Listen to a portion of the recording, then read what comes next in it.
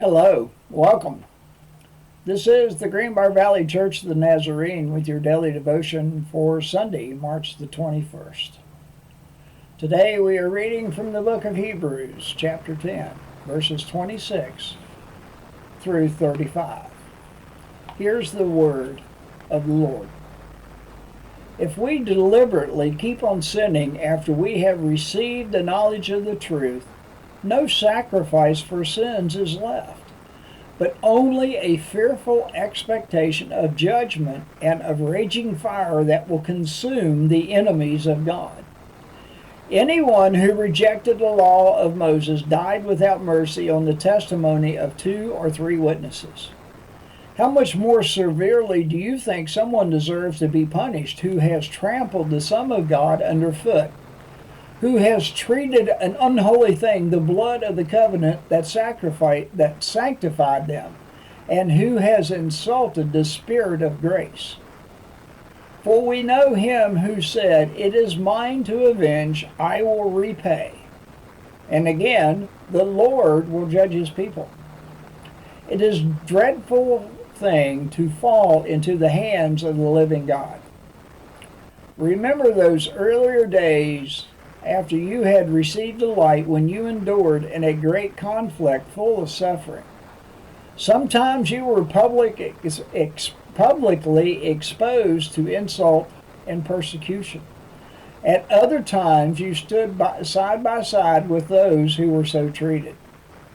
You suffered long with those in prison and joyfully accepted the confiscation of your property, because you knew that you yourselves had better and lasting possessions.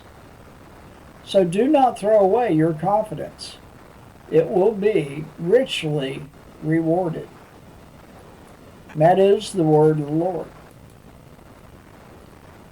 The article is entitled, "Leave It to God," by Pastor Clark Armstrong.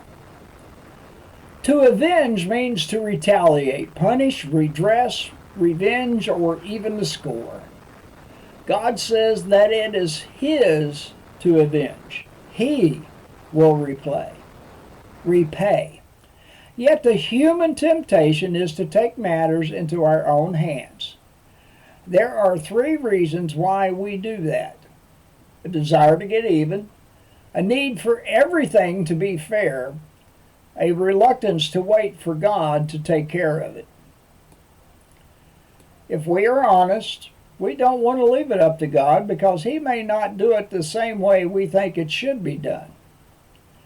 He may also take too long for our comfort. Furthermore, we are not fully capable of releasing it into his hands. We need his help to do that.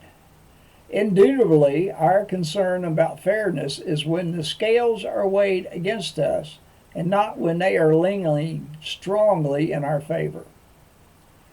The Lord will not only judge the ungodly, but Scripture says that he will judge his people. It is a dreadful thing to fall into the hands of the living God. A sign of a sanctified life is letting go of things that need avenged and leaving them in God's hands. The hymn is "God of Grace and God of Glory" by Harry Emerson Fosdick. Grant us wisdom, grant us courage, lest we miss thy kingdom's gold.